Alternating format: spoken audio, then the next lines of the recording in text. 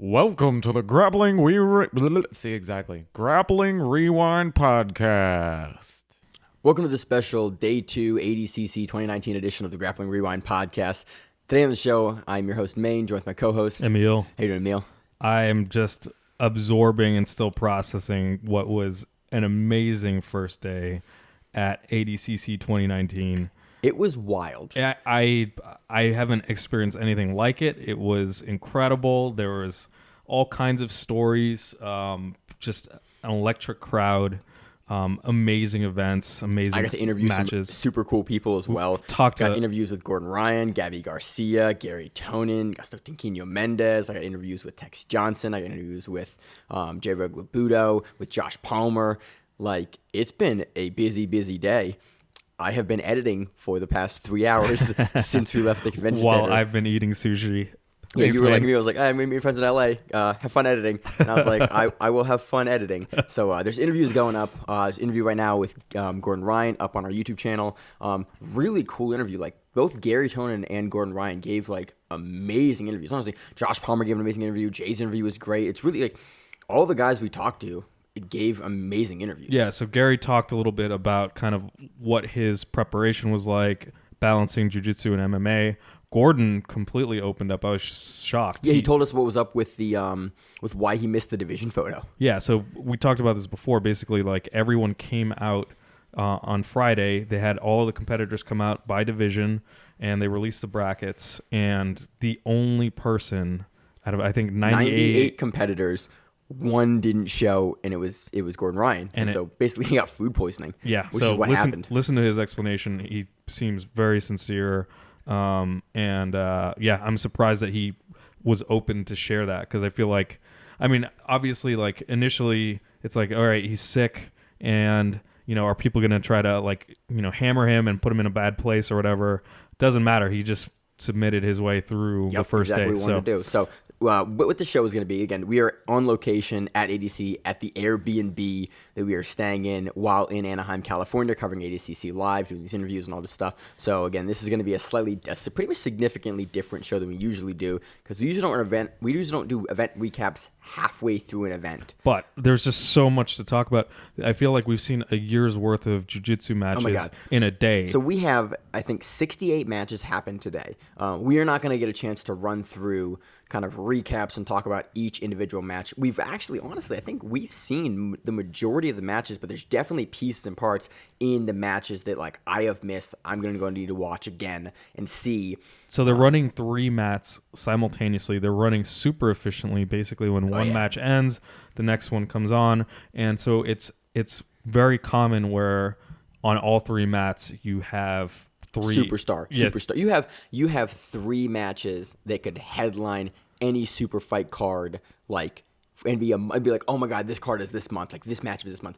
My head was on a swivel. Dude, there were plenty of times where it's like, okay, I got to watch this match and this match. Like, oh, Garry Tonon's up, and this guy's up, and this guy's like, okay, all 3 matches are fire matchups. Absolutely. What did you think of the environment? What was the experience like for you on the first day? It was awesome. Yeah. Like, it was the coolest jiu-jitsu event I have ever been to.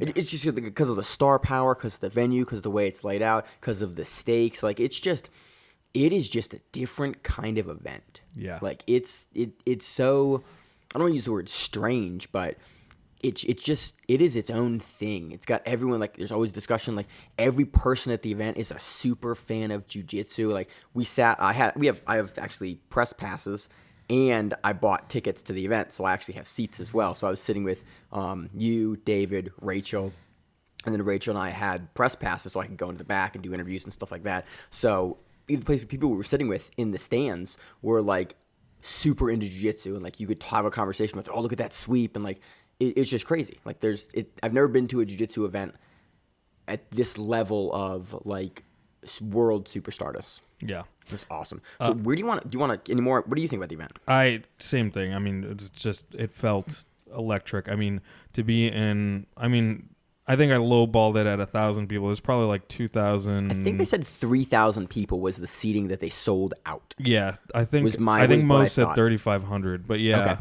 to have that many people, there was moments from the beginning where the crowd, everyone was on their feet. The Muhammad Ali Nicky Rodriguez match lived up to the hype. So there was a couple times I was trying to get interviews, like not like in the backstage area, but in like the media area, like kind of close to the mat, but kind of where the awards ceremony was. And I had like basically a start of an interview with Gabi Garcia that we literally had to cut because the crowd got so loud that it basically peaked the audio out and you can't hear it in the hallway. Yeah. Next to the in the other kind of side of the arena, like not near the crowd. Yeah, it was deafening. It was awesome. It was just a great experience. But yeah, let's talk about some of the highlight matches. Do you want to go through bracket, or you go through highlights? Like how do we, I think we go by division, and then we just say, I think we can pick matches that we really enjoyed and also talk about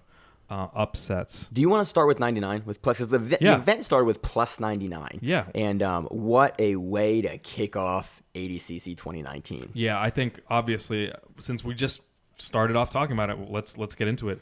We had the most probably anticipated match of ADCC 2019 opening round: Nicky Rodriguez versus Muhammad Ali. It was insane. It was amazing. So basically, both of these competitors were completely set on taking each other down. There was guns ablazing. Yeah, there's no guard pull. There's no like. Both these dudes want to get the takedown, want to get the points for the takedown, and win that way. So a lot of it was, I was wondering how well Nicky Rodriguez could dictate the match against someone like Muhammad Ali. Muhammad Ali is a veteran. Muhammad Ali was the 2018 IBJJF world champion in the gi. Like, we've seen him with highlight reel judo technique from standing, the Uchimata throw he has. We've seen him in ADCC previously. Like, he's a veteran. He knows. Nick Rodriguez.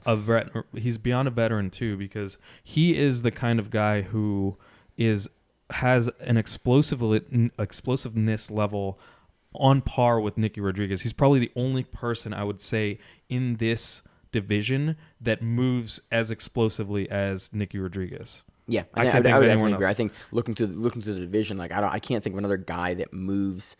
Like, there are guys that are quick, there are guys that are like that have good positional awareness, that can like sweep really well and transition well and scramble well, but like nobody like these two guys. Yeah, and you have to understand what these guys look like when they when they came out with the division. Muhammad Ali weighed 260, about 260, and Buchecha weighed about 260. And Muhammad Ali looks like a statue. Yeah. That you would carve out of granite. Yeah.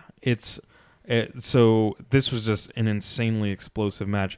Numerous times they were, Nicky and Muhammad were taking each other down, not just off the mats, like well off the mats, into the judges' tables.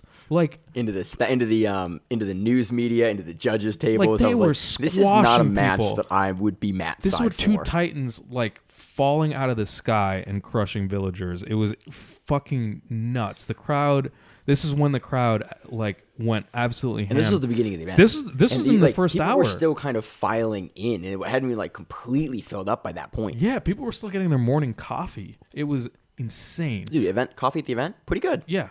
So just real quick about this match, they hit a table so hard that the ref had to stop the match, and the ref had called stop, but whoever was operating the clock had not stopped the clock. And so Muhammad was on his knees resting, and in like the center of the mat, basically. Yeah, Nicky looks over, he sees the clock running, and he just dives onto Muhammad's back and starts choking him. And Muhammad just throws his hands up in like a what the hell is going on? The ref comes over, has to pull Nicky Rodriguez off. Nicky shrugs, and then like, and he's apologetic. He's apologetic. Like, he gets what he guys went like. He did honestly exactly what you should do. The ref said stop, but all of a sudden you're not sure if you're still going or not. Yeah.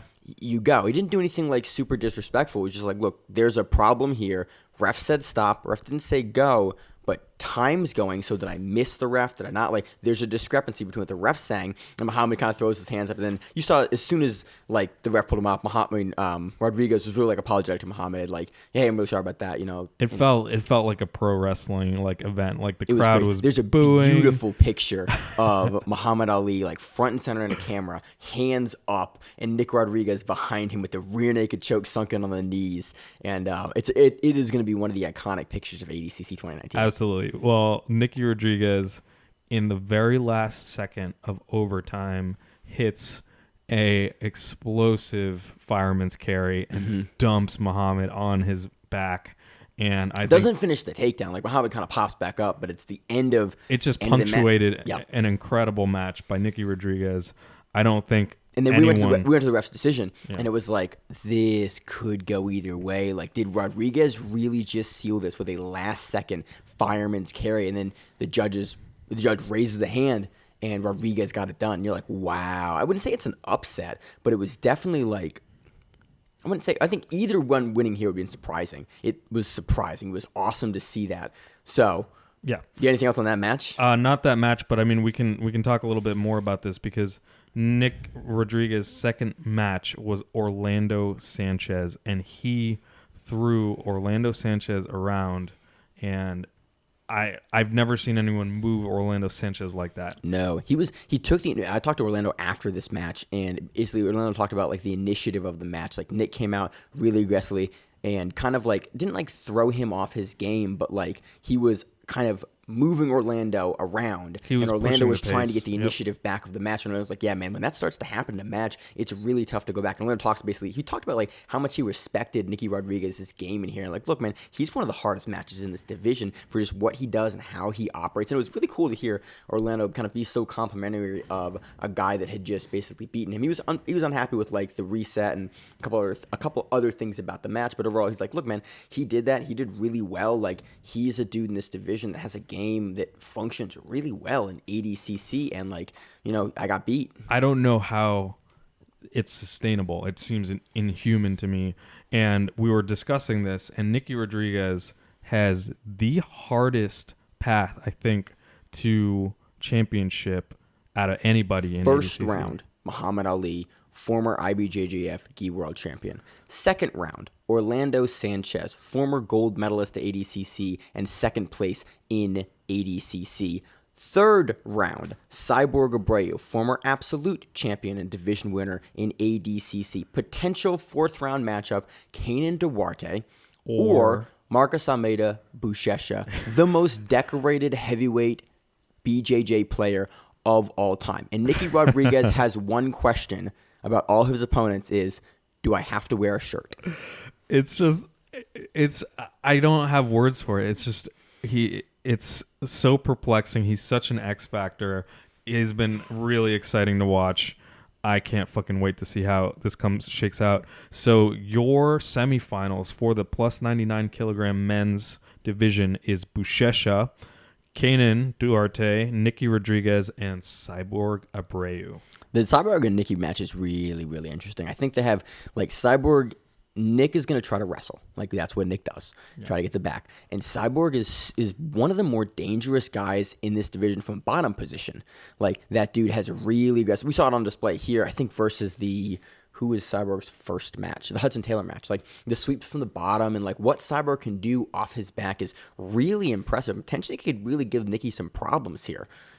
Absolutely. But Rodriguez being so explosive and so quick, like, again, we kind of counted Cyborg out, like, in the IBJJF Heavyweight Grand Prix. Just like, guys, not necessarily lost a step, but he's slowed down a little bit. He's 41. And then he kind of put all of that to rest, showing that, like, look, he can still perform at the highest levels. So, again, this is another really, really interesting matchup between veteran, former champion, and young up-and-comer that has that athletic X factor to, to do whatever he needs to do to get it done. One last thing I want to talk about the plus 99 kilogram division is the way Kaynan progressed. He had a match with Yuri Simoes that had a pretty contentious reset. Basically, yeah. They were in the middle of a scramble off the mat, and they slammed again into a table and onto the concrete. And they didn't quite stop. The referee looks like he didn't stop the match. The match kind of was kept going, and then Kaynan was able to get a back position on back position, and it was a substantial amount of time that they were scrambling off the mat in the concrete in the middle of people. 5 feet or more. They were off the mats, and not small distance. During this time, Yuri injures his knee. It appears they bring the medic out. They bandage up his knee, and then the ref He finishes the match. The ref gives Kaynan an absurdly dominant position as a reset. The whole thing just, the angle the angle I saw for this match wasn't the best. And again, ADCC has a very let's say a unique way that they do resets, and they just have a position. And it's look, they'll let you go off the mat. ADCC, that's one thing. You do not stop fighting until the referee says stop. If you're in the middle of a positional scramble and you are off the mats for ADCC and the referee has not called stop, they will let you continue. So it's just a weird match. It's a weird match, and I'm not sure that it necessarily changed the outcome, because Kaynan is incredible. He's one of my favorite grapplers. Yeah, you're a huge fan of Kaynan. I like him too, but you've always been a really big fan of his style and what he brings to the heavyweight game. He's just super patient and just doesn't let anyone rile him, and I feel like he always plays Kaynan's game. No one ever takes him outside of Kaynan's game. And I don't know that this rematch or the reset or any of that would have necessarily changed the outcome. I think I love Yuri Simoes. We would have got a Simoes. different match here. I think. Exactly. I'm not sure it would have changed the outcome, but it was an interesting reset. I think there may have been one other controversial. That was probably the most controversial reset of the match. As far as Buchecha, I didn't have anything else on the Kaynan match there. Nope. Buchecha looked like Buchecha. I forgot. I do. There's a huge thing I want to talk about Buchecha. Buchecha in the opening match did what I admire Buchecha the most for, which is pull out a win in the expiring seconds of the match. Dude, he can. I was shocked. At heavyweight, no one pulls out a win in the last minute like Buchecha. And that dude, you think he's down, you think he's out. There's been many times. It's has he lost a step? Has he? No, he's finally vulnerable. 1 minute left. He goes, I better win, and he just makes the exact perfect movements that he has to make to get it done. Braga Neto was surprisingly good here. I think Buchecha is a slow starter. Braga Neto was taking clear advantage of that, and he was hitting beautiful foot sweeps, takedowns, dominating Buchecha on top. Literally 5 seconds left. It's 0-0, and Braga Neto is assuredly up on ads, and Buchecha reverses.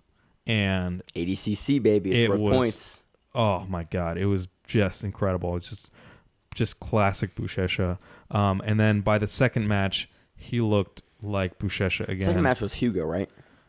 Victor Hugo. Yeah, he looked good in the Victor Hugo match as well. He was return to form, I think is the best way to put that in the Hugo match. He dominated that match. Yeah, he looked really, really good. Looked solid. So day 2, Duarte and Buchecha, that's a barn burner of a match, and Cyborg and Nick Rodriguez, and then we will see the final. So whatever grappler can take that. Again, this field is wide open. I think any of the grapplers in either of those matchups could take it. We could end up with anybody in the finals there. It's hard to make a pick. We've kind of talked about a little bit of the picks earlier in this segment, but man, this is it. Plus 99 is an exciting division this year. Yeah, absolutely. So let's go to under 99. Under 99 kilogram division. Where do you want to start with this one? Top of the division, number 1 seed. Yeah, let's talk about Gordon Ryan. Holy shit.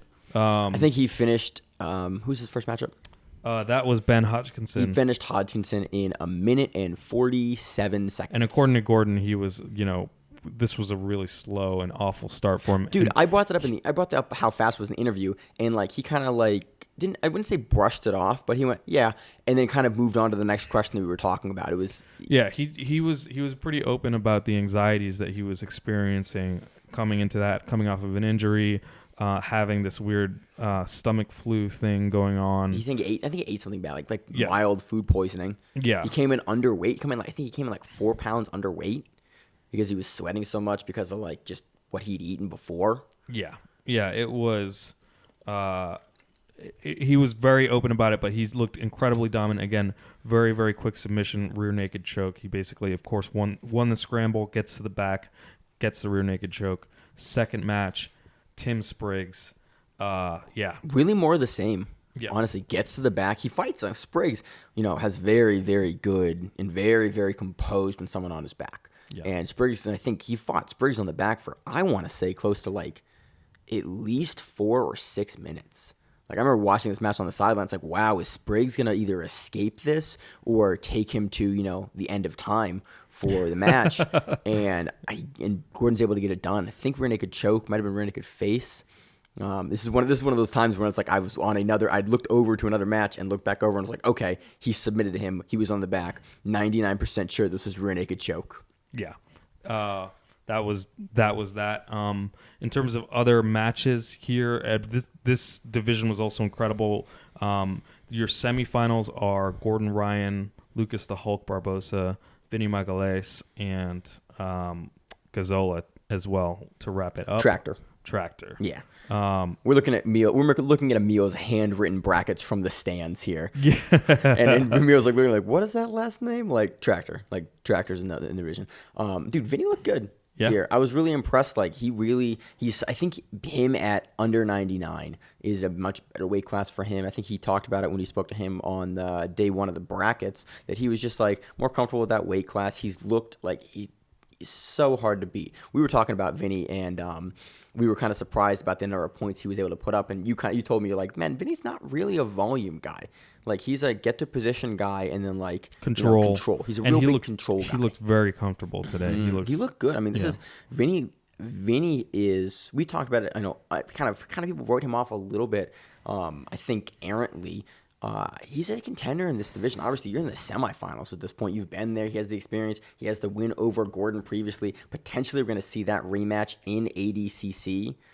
It's going to be awesome to see Gordon and Hulk go at it. I'm super excited. That's going to be an outstanding match. And the Hulk Audio match was really good as well. Like, I was on the other side of the arena, so I only caught bits and pieces of that. But every piece of that match that I saw was just like, good action, really, really aggressive. I think yet another two bulls together just going at it. Yet another match where Hulk actually this time got power doubled into a table. Just like, it really does in the best way feel like pro wrestling sometimes. Like, it's so awesome. These guys are so absolutely really intense. Amped. Yeah. So, another exciting day tomorrow to look forward to for under 99. Let's move on to under 88 kilograms for the men's. We have Craig fucking Jones. I like how his middle name is just fucking now. Yeah. Like, he's coined that, and we're like, oh, it was a joke, and now it's just like his name is Craig fucking Jones. Yeah. A really awesome first round match to watch is Mason Fowler versus Monstro. Well, no, let's talk about Craig Jones versus Ben Dyson. Oh, yeah. Leg control there in the transitions. Like, I was honestly really impressed from Dyson here. Like, Dyson held out in these positions a long time, doing a really good job of kind of thwarting a lot of the toe hold and heel hook and clearing the knee line from Jones. It actually has me wondering now, because we saw really good defense from Ben Dyson, and I'm curious now to look at these tournaments. How many large tournaments have finals that are ended by heel hook? I wonder if you start getting to the top of the competition, people begin learning. The lead locks have proliferated. Have people gotten good enough to defend them? Are they submitting? We've definitely people? seen a significant increase from 2015 to like now. Yeah. Like 2017, Craig Jones and Gordon Ryan coming in and wrecking shop with the heel hooks. And, they kind of saw that DDS wave pull through, and everyone kind of go, ooh, this is a real submission that we've got to pay attention to. And it is now really taken hold of the no-gi game. And so we've seen, all sorts of these defenses and even like instructionals on defense come to the forefront in the last 2 years since ADCC. And I think it was really on display here. Like, we saw a lot of the stuff that I think previously would have tripped up a lot of the top guys, because Craig Jones has a lot of really nifty entries, and the way that he enters is very unique. But we saw Dyson, really, really ahead of it until eventually Craig Jones was able to get to a dominant leg position. He locks up a really nifty, I think it was a inside heel hook. Yeah, it was an inside but it was a heel top side inside heel hook. Yes. One thing that Craig was doing that was amazing was kind of transitioning leg control into single legs. Yeah. He was doing a really good job His doing transitions have always been like really good, but it was cool to see him like live and on display here, just like how he's able to move his body and how he's able to invert and come under and like draw the knee line back in. It's not just the leg attacks. I mean, specifically the single leg takedowns. Yeah. Chaining those two things. He did chaining the leg position and the wrestling. Yeah, and very well. Jones has really rounded out his game since his last appearance at ADCC, and that was on display here in a big way in the Ben Dyson match. So yeah, he gets to face Thor in the semifinals. So that's going to be interesting. Those guys. Hold up, wait, what? Yeah. This is no joke. The first time I'm realizing that. Yeah. Oh snap! I didn't realize that. Yeah, dude. Let's talk about Thor's run here. Yeah. Let's talk about the Craig Jones match versus Mason Fowler. Craig Jones hits a really beautiful like guillotine sequence, ends off the mat with Mason Fowler in the guillotine. The ref is looking at it like, look, they've established position, but he's still got the choke in, and he pulls, and Craig Jones just pulls and pulls and 30 pulls seconds on the neck and gets the tap from Fowler. Last 35 seconds of the match. Yeah. And it looked like Mason was taking it to him. Like, honestly. Oh yeah, this was an intense match, but that last transition is just you watch a match and then you see a moment in that match, you're like, oh, that's making the highlight. Like that moment right there was a highlight moment from ADCC. Craig getting the guillotine, coming over, spinning around, and basically getting on the top position and finishing off the mat with the mounted guillotine choke. Like that's a highlight moment for ADCC 2019. Let's talk about Thor's run. Like Thor takes out Rustam Chisev. Like he's able to do it via leg lock. Yep. We talked about this, like honestly, like I'm really happy with our level of analysis on this because we were talking about it last night on the show that we did for the preview. We're like, man, it's their matchup and how Rustam and Thor are going to match up. It wouldn't surprise us to have Thor be able to pull out a sub here, and he's able to do it. And I think it shocked a lot of people, but a lot of people also kind of, I think, realized what we realized, that Thor's got a really nifty submission game that might work out really well for ADCC. Exactly. I think, we've seen it before. Thor is just dangerous from every position. You can have him inside control.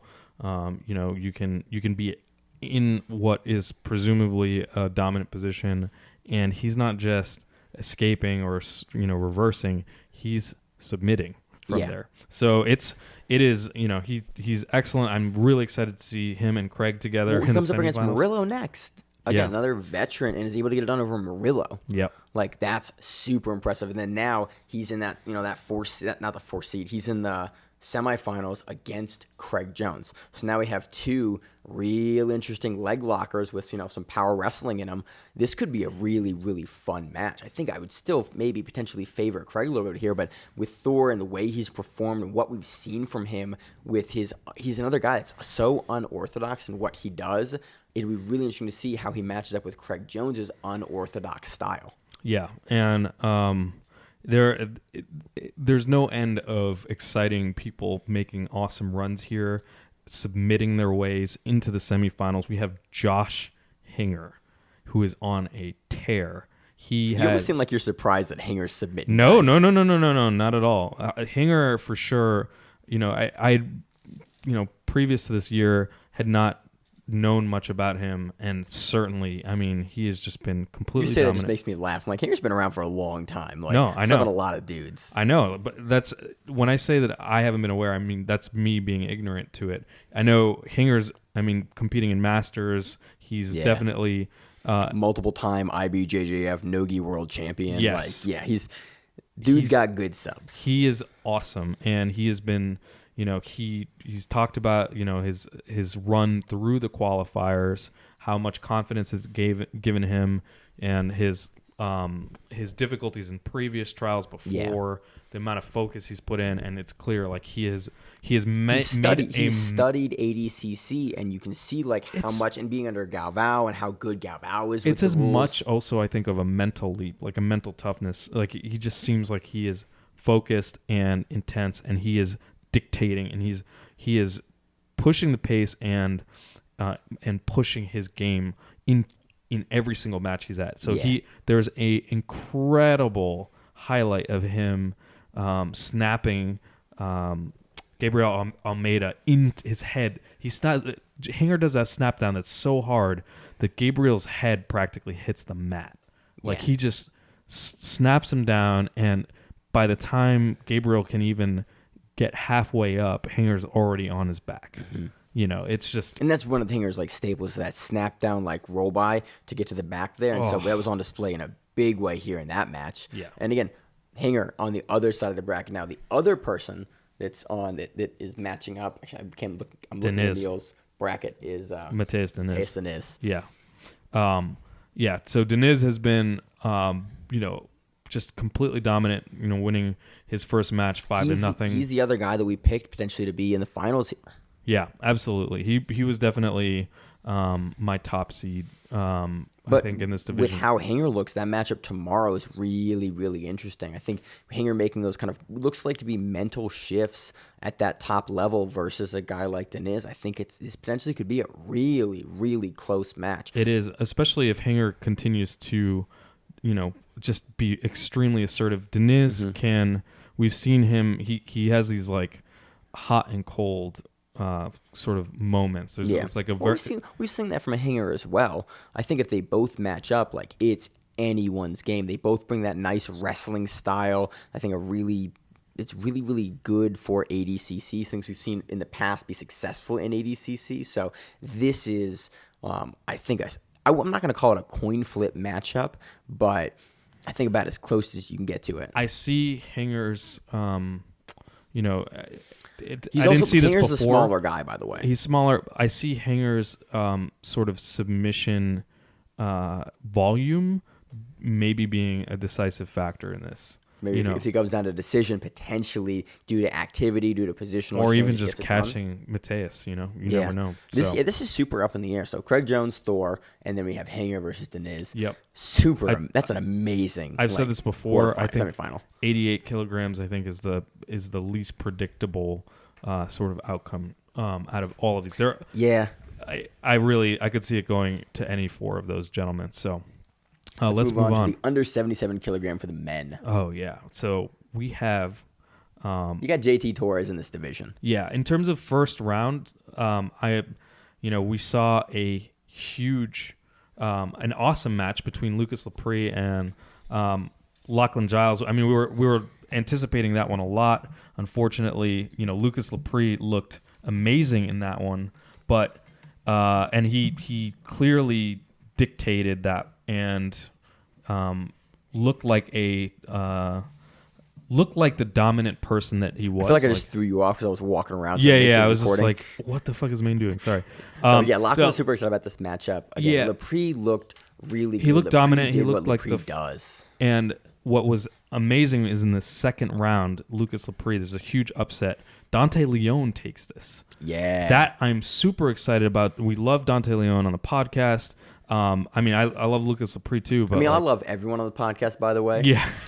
I also might like. I did not see Dante this. Leon. I didn't see this coming. Dude, I think I just saw Lepri with he's been there, he's done that. Like Leon coming in, I'm 90% sure this is his first ADCC. We've seen him have some really great performances on the Superfight scenes and in other tournaments that we've covered him on. But it was a really tough matchup, and he gets it done. And Lucas Lepri was my pick to threaten JT Torres in this, and now that he's out, I see this. I see JT kind of being able to take this. The semifinals are going to be JT Torres, Garry fucking Tonon. You skipped over Garry Tonon's match. We haven't skipped. I'm just I thought you were getting ahead of us here. I was going to be upset you skipped over Garry Tonon. Relax, buddy. Relax. We got Dante Leon and Vagner Rocha because we got Vagner Rocha to talk about as well. But yeah, let's talk about Garry's matches. We have Garry's first match versus Matheus Gamrot, and Garry looked fucking incredible. Yeah. He's good for them. Garry Tonon, the way he grapples, I think Vagner Rocha gave a really great interview a while back talking about one of the questions was who has been your toughest matches? And he's like, I think Vagner has 2 wins over Garry. and he was like, man, Garry Tonon.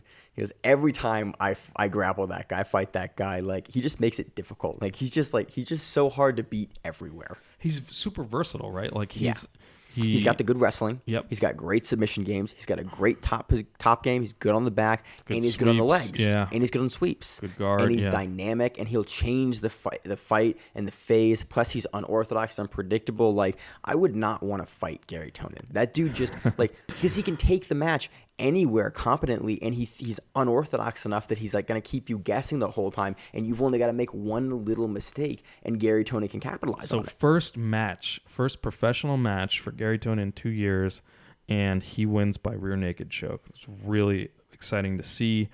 Garry Tonon's second match is one of the hands down best matches of the first day. I really want to yell into the microphone, like, this is that hot fire shit. Like, this match, is this a Rewind recommends? Oh, 100%. Garry Tonon This is versus a Rewind recommends match. Garry Tonon versus Renato Canuto. It was unfucking believable. This match is, there's no single moments I can talk about. These guys were We were trying to watch just the bloodthirsty. highlights of the match, and we were on Flow, and we were clicking through to like make sure we had all the pieces and points to talk about the match right now. And we kept like skipping forward 10 seconds and realizing like, okay, they're in an entirely different place on the mat. Okay, It's we like gotta they go back. teleported, yeah. They go back. And so we basically watched what we were gonna just watch a highlight. We watched the entirety of the match again, like A second time, yeah. every moment of this match is crazy. It's unbelievable. I mean, it by the end of the match, Garry is just straight up like spearing Renato Canuto like football Into tackle. the He looked other like mats. a Like, they were strong on- safety tackling somebody. Like They were on like mat, I think. Two. No, they were on the one side of the mat. Which side? That was mat 3 or mat 1? I can't remember. It was mat. They were on mat 1, and he basically spears Canuto into mat 2. Yeah. Into the center mat, basically. Yeah, it was unbelievable. That shit was crazy, Emil. Yeah. It was unbelievable. It was crazy. Like, I kept saying that the entirety of the event is. I just The kind of had number to of stop saying it. times like these guys had the crowd on their feet was like I lost count. I think this part of this match, I was trying to interview Gabi Garcia, and we had to stop. We just had to pause the interview, and we just like that match fit, and then we continued. Oh, this is the match, I think- not the Muhammad Ali one. No. Yeah. It was after, because Gabi Garcia had already gone at that point. Oh, yeah. And so Okay. this was the second round for the men. Yep. And so, yeah, we had to basically stop because of this match happening, because the crowd was so loud. Like, the audio for the microphones we have was unusable. Like, Yeah. That's how crazy the crowd got for this match. Just go and watch this match. It's awesome. The highlights are everywhere. Just watch the match. It's incredible. Yeah. We have Vagner Rocha coming into the semifinals as well in incredible fashion. As just again, it's Vagner. He's going to. It's Vagner. He's going to be violent, and Yep. it's going to be awesome. He's going to be yelling. He's going to be. I don't think I've He's seen gonna be anyone bleeding. laugh as much as Wagner in the middle of these. I love that Wagner smiles during his matches. Oh, like he's yeah. smiling at you, but it's like it's one of those. I like, also see him like a talking too. I'm aggressive like, smiles. what is he saying? What is Wagner saying? He's just getting in your head. Oh, 100%. You're like, nothing is like you just have to tune Wagner out when he competes against no, you. you can't. You can't And- tune him 'cause out. he's one of- I There's feel no like- tuning Wagner I out. feel like he's one of those guys that just pokes, just to get you to get frustrated and make a mistake. That's exactly what happens. He feels, His- that's what he looks like as a His competitor. It's first awesome. match, Servio Tullio. Servio by the end of it was like just clearly like he was losing his composure, and Wagner was completely composed. He was totally natural. He's in his element. That's what he's having a Wagner good time. does. Yeah. He's just like, 100%. oh, cool. I'm messing with you. Cool. I'm having a good time. Messing with you. He just pokes and pokes and pokes Yeah. and pokes and pokes and pokes and pokes and pokes.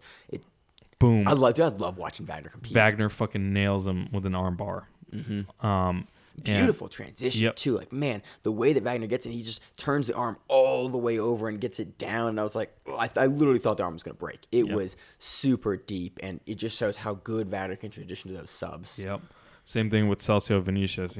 Wagner's able to dictate exactly the pace of that match, exactly the intensity of that match, and he is again completely natural, completely composed in it.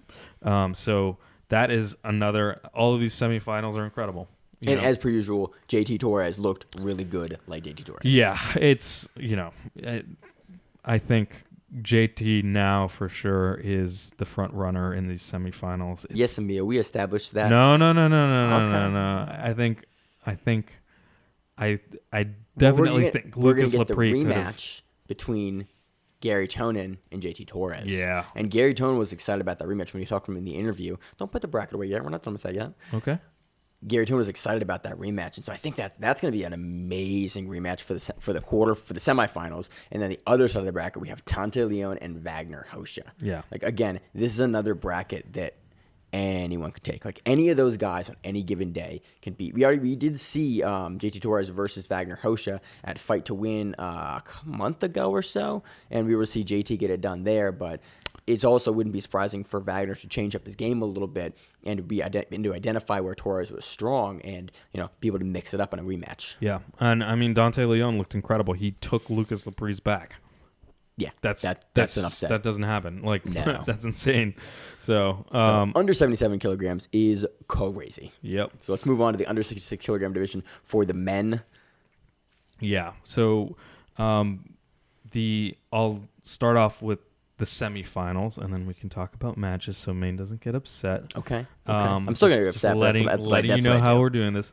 We have, for your semifinals in the under 66 kilogram men's division, Paulo Miyao, Tanquinho, Ruotolo, and Kennedy Maciel. There's a number of amazing stories in here.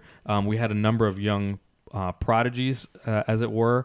Emil is doing a disservice to the division. This division was crazy. There were some upsets in this division, and there were some amazing matchups. Yeah, absolutely. I think the biggest upset of the opening round is Johnny Grippo getting knocked out by Richard Alarcon. That was a huge upset. Oh, yeah, because we thought we were going to see Miyao and Grippo in the finals. Yep. And so Alarcon comes in. I think Alarcon got the late replacement. I think he was probably one of the last guys in this division to get added in. Gets it done and beats the number 2 seed. Like that makes sense why Alarcon would have been a low seed because he got in as an invitation on a late invitation. Grippo, 2 seed. Like really they impressive had Johnny as performance. number 3. Okay. And Montavani is number 2. But still, Johnny's a high seed. Well, for us, certainly, we thought he was going to go and make a deep run. This was a surprising upset. Really amazing match. You should definitely check out is Kennedy Maciel versus Juan Alvarenga. Oh my God! Yeah, this match was the story behind this is nuts. I was texting a friend of mine just how crazy this tournament is and what the stories are. Right, so you have one of the most incredible lightweights of all time, Cobrinha. Mm-hmm. He retires from grappling and he steps out. He bequeaths upon to the grappling world a son. And then he bequeaths that son a spot in ADCC 2019 to take his place because you can't have a father and a son in the same division because it's a conflict. And that son was losing a match. Well, it's just imagine the pressure, right? Already you have the pressure of being Cobrinha's son. They announce him as Cobrinha Jr., which might be on his request, but still, that's an immense amount of pressure. And now everyone's looking at you and being like, did your father just give you a spot in the most competitive grappling tournament in the world? And prestigious. Yeah. So everyone's everyone's wondering. And don't get me wrong, this he's kid got some pretty amazing accolades on his own. Oh, he does, right? but I'm just saying the story, right? The story's incredible. Story. You could shoot a movie off of this. And there's all the doubt behind it, and then he goes into this match, and he's not, I'm not saying struggling, but he's down. It's is this kid out of his depth, right? And holy shit, last fucking minute, he throws up a Hail Mary triangle. I wouldn't say Hail Mary. It was a beautiful transition to get to the triangle. I'm trying to narrate a movie here. Okay. So you're lying, Emil. You're lying to the listening audience. I'm not lying. Emil, we call that lying. I'm just adding that theatrical kind of dialogue to it. Okay. That theatrical flair. We're in LA, all right. We got to think like that. Dude, LA's a strange town. But yeah, it was incredible. The crowd was going absolutely nuts. Kennedy's able to get the submission. Dude, he gets that triangle. He gets that triangle the most gangster way possible. The arm's not across. It's like, honestly, the triangle, his calf is not even that perpendicular to the shoulder line. He doesn't have the angle. It's a low, and you see him. He locks up the triangle, and he's like, okay, this is where the triangle is going to be. And he's the grimacing and everything, and he just crunches in with every ab curl he's ever done, and just crunches. And you're like, oh, we're going to get this the hard way. And I was like, man, it's going to be really hard to get. And he squeezes, and you see him just like squeeze, and he holds, and he holds, and he squeezes harder and harder and harder. And you see the hand come up, and you're like, oh my God, he's about to get this triangle the hard way. Yep. And he gets it. Yeah. And he pulls the victory. See, now you're feeling it. See, that's what I'm talking about.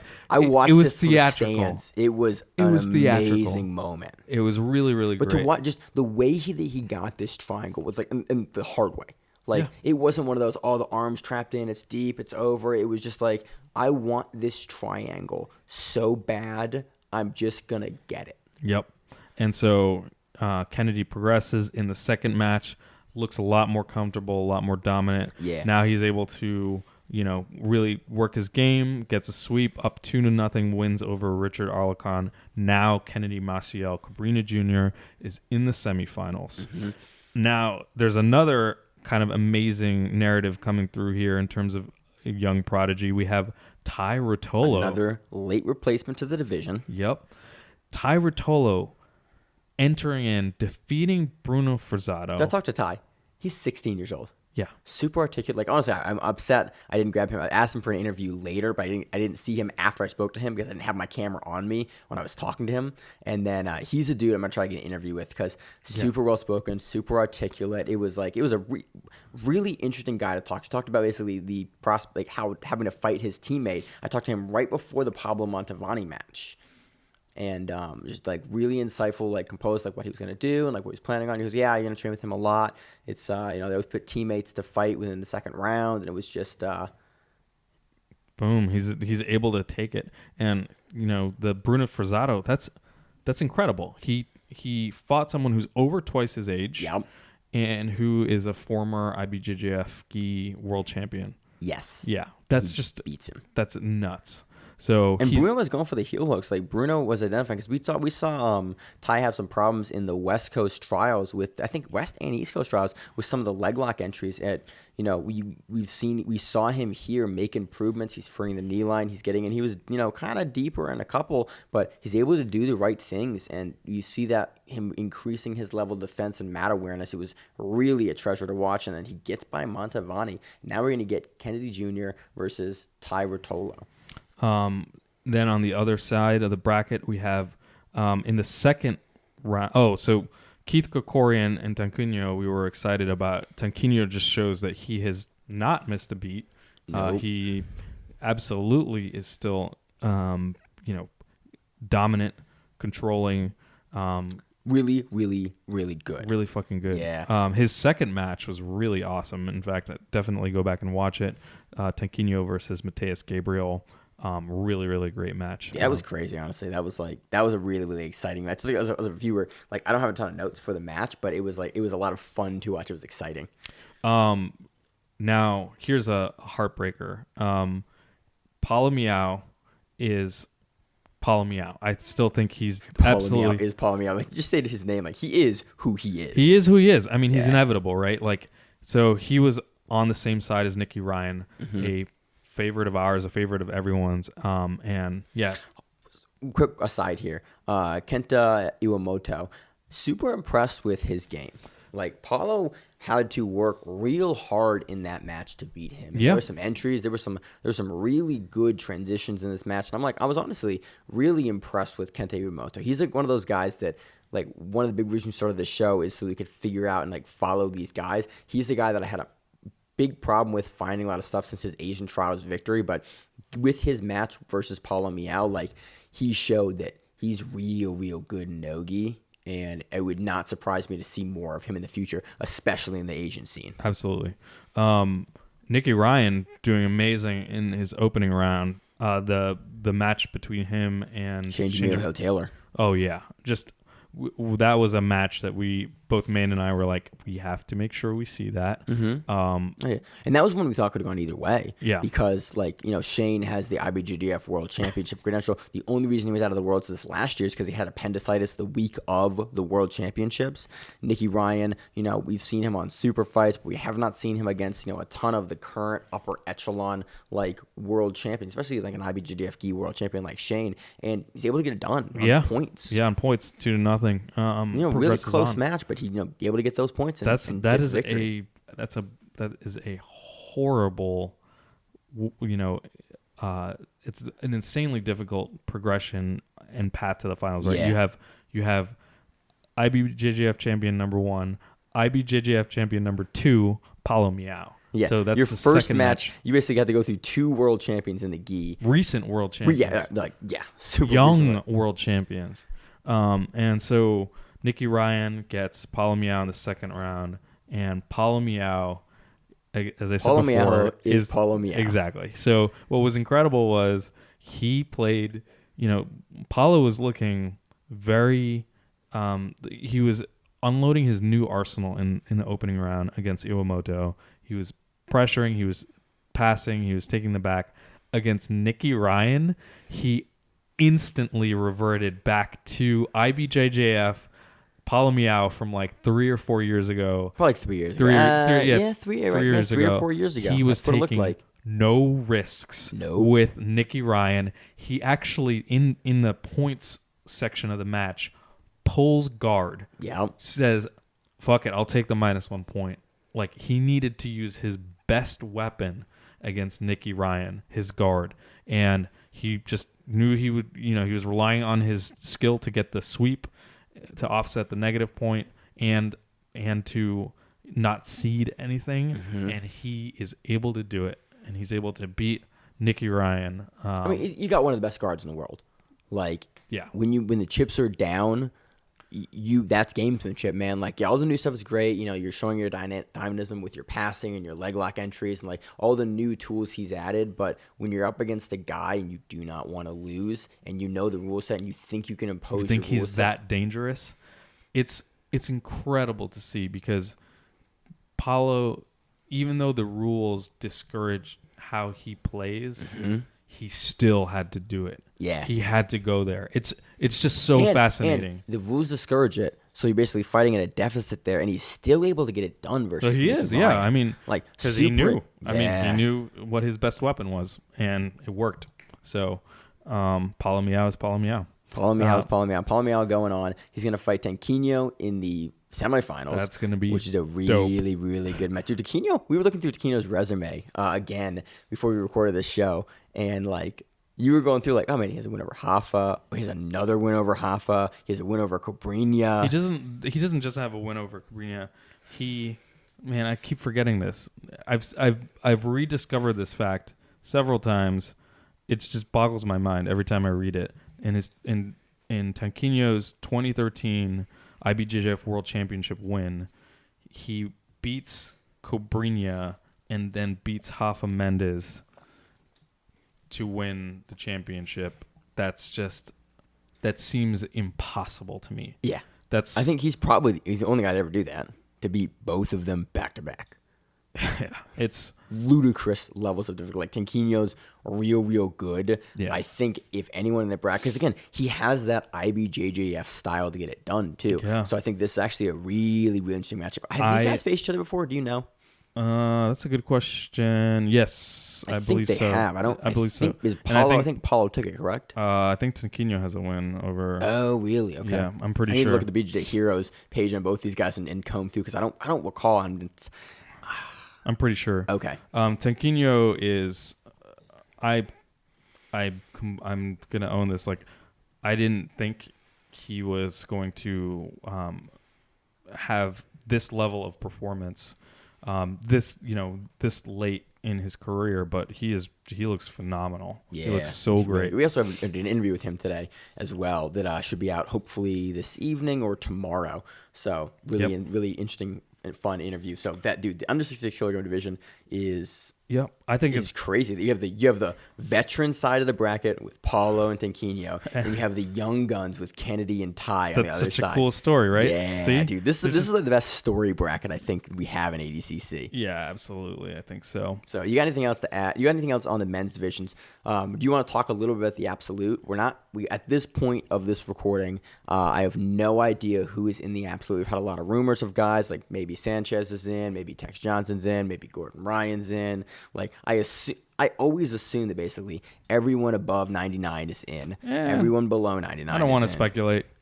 Apparently, per Mo, there are 2 teammates in the absolute, which apparently is super rare. Is it? Yeah. Huh. Interesting. Okay. So that's a cool little teaser from Mo. Exciting time. So moving on to ladies. Yeah, let's do it. All right. So moving on to the women's. What do you got up there? Plus 60. Yep. We have Gabi Garcia progressing.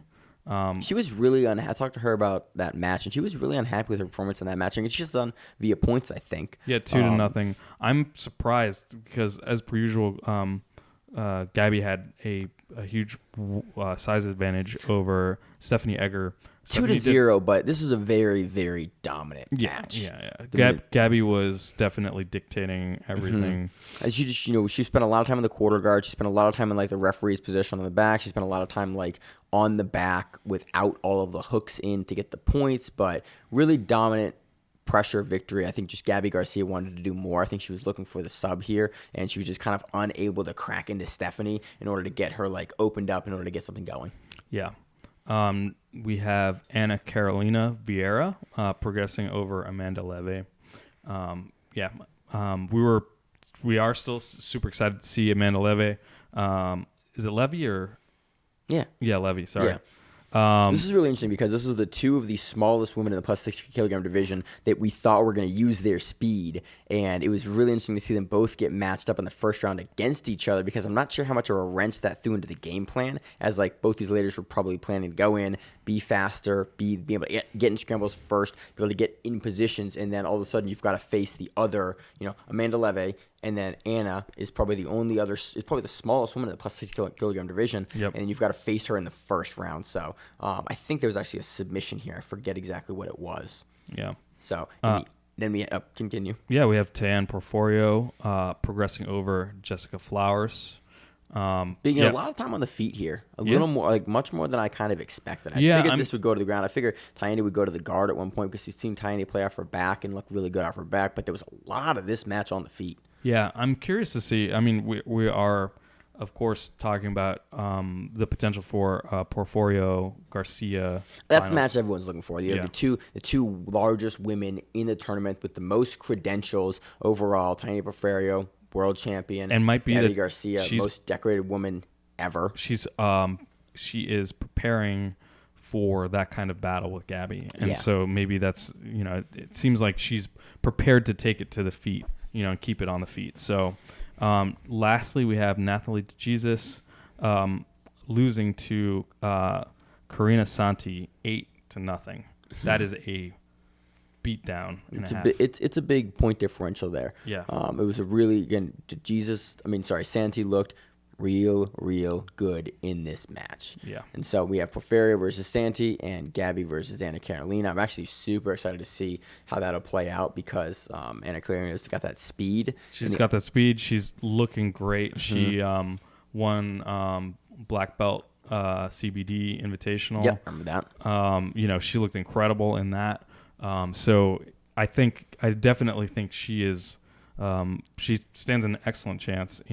She looks definitely really, really good, and we've seen crazy upsets from huge size differentials like that. Dude, every ADCC we see crazy upsets on both sides of that spectrum. So I think the women's plus 60 kilogram division is no different to that. Absolutely. So moving on to the ladies under 60 kilogram division. Emil laughs. It's just I get giddy. Bia Mesquita is incredible.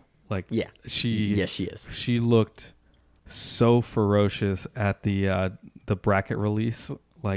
Flow Grappling has an amazing video where they're kind of like filming the division's reactions to the bracket release. So John Jones commented on this video. Yeah. And it was, I do not want to bet against what did he say? Rachel showed it to me because she laughed. She's like, Instagram wants to show me John Jones's comment for some reason. And it was basically like, the woman in the sweater will probably take it. He goes, but I don't want to bet against the lady in the dreads either, or something like that. Just Catherine Perret. Yeah. Bia just looked like ready to eviscerate everyone in the division, and she certainly started off with a strong statement, getting a rear naked choke in 1 minute and 45 seconds. Really, I think that's, for the women's division, I think that's probably the fastest sub of the entire tournament for the women. Yeah, so she submits Jenna Bishop.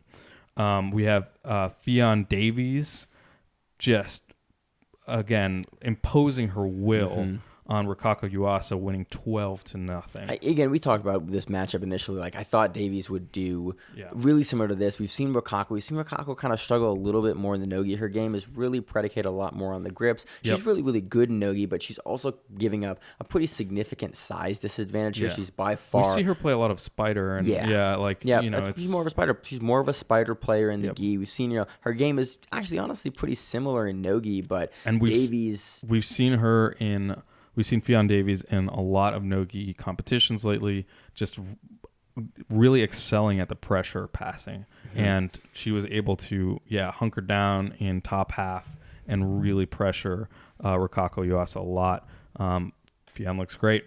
I'm excited to see Ffion absolutely versus Bia Mesquita. It's going to be awesome. It's going to be a great rematch. So I just completely messed up our recording there for a second. Yeah, what the hell, man? So I realized we were an hour in, and usually when we do the show, we do segments, and the segments don't usually run an hour. And then I looked, and I hadn't saved the recording at all. Yeah. So I was like, while Emil is talking, I'll save the recording. Then it immediately goes pause, and brings up the save function. And I went, yeah, in hindsight, you're not supposed to save while it's recording because it can't do that because it's a single track. So, yeah, that's it's only midnight right now in Anaheim, California, which is 3 a.m. our time. Yeah.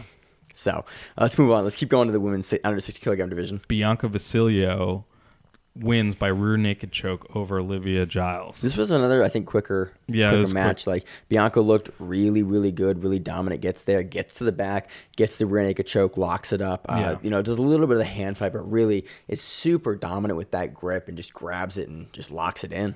Yep. We have Elvira Karppanen actually progressing past Catherine Perret.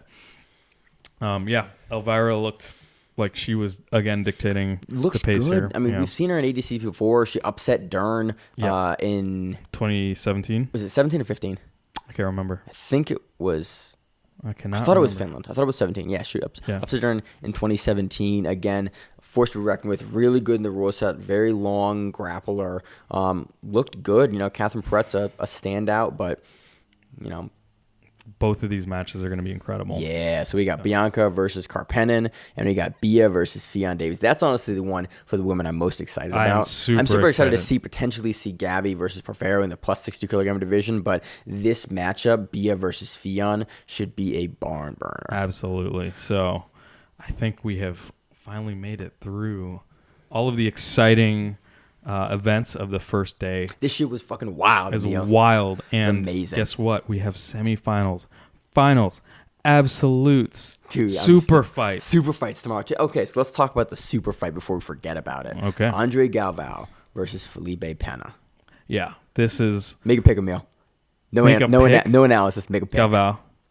Really? I have to. Yeah, I do too. I have to. Dude, he's I have to for a number of reasons. He's just so good in the rule set. So what I didn't know, Mo on Matt Burn podcast with Josh Hanger talked about this, and they also the announcers talked a little bit about this at ADCC, but I guess the consensus behind people who run ADCC is that Andre Galvao is the greatest ADCC competitor of all time, which is interesting. It sounds like they are. They talked about it not just from a competitor standpoint, but from a coaching and the way that Andre understands the rules, awareness of the rules. And they Mo talked on the Matt Burn podcast at length about how the refs are amazed at how well Andre coaches. He's always giving them the correct advice. Correct is what advice, he said, and also basically. doing details like,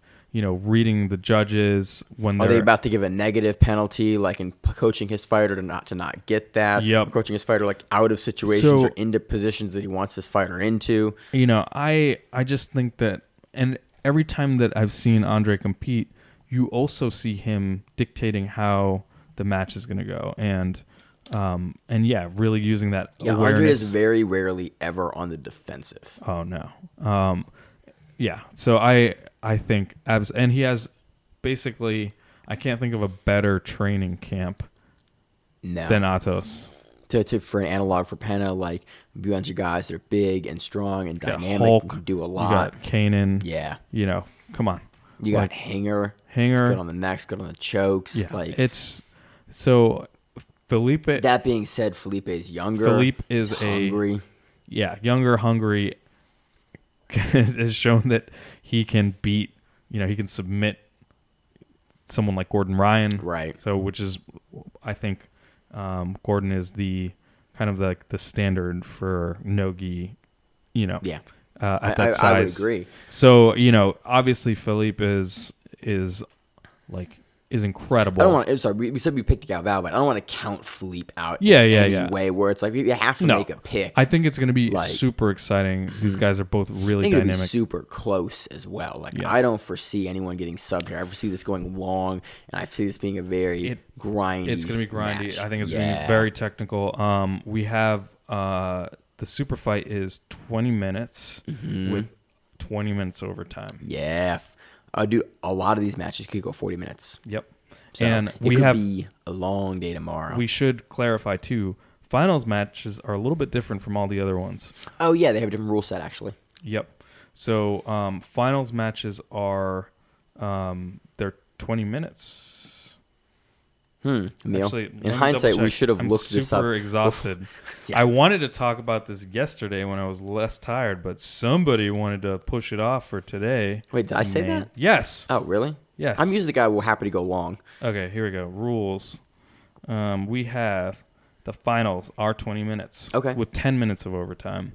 And then a second 10-minute overtime available. I If thought. there's a draw with no advantage. yeah. If there's no, like it can go up to 40 minutes long, Yep. and then your super fight can go up to 40 minutes long. Yes. So potentially we have some really, really long match. But honestly, usually the matches don't go that long. No, it's ADCC. It is ADCC. Dudes are looking for that sub and looking for that finish, looking for that highlight reel to make themselves into the next household grappling name. That's right. So, anything else you got on ADCC 2019? Moving into day 2, the super fights, the semifinals for the men and the women. No, my brain is fried. Aha. I'm so ready. It's full of jiu-jitsu. I'm ready for a whole nother day. I've never witnessed an event like that where, we watch 5, almost 6 hours worth of jiu-jitsu and you're ready for more. And we got home and started watching through other matches and like rewatching Garry Tonon and Thor and like it's been a crazy weekend, and it's only literally the first day of the crazy weekend. So Yeah. I'm ready for Sunday. Super excited. If you're not tuned in, please tune into this. It is something special. It's every 2 years. It is an amazing event. Anything else, Emil? That's it. And as always on the show, I'm your host, Mange, with my co-host, Emil. and we are the Grappling Rewind. See you on the mats. If you like the show, please consider sharing it on Facebook with the folks at your gym. It's the best way that we grow the show, and we really appreciate it. You can reach out to us on email. We also have Instagram. We have Facebook. We have Twitter. We have Google+. Until that shuts down. We have a website. If you have an event you would like to have us cover, please let us know. If you have a name, like most people do, and you'd like to have us stop butchering it, Let us know. reach out to us. The show is also available on YouTube, Spotify, in addition to iTunes and every other podcast service. We very much appreciate your time, and thank you.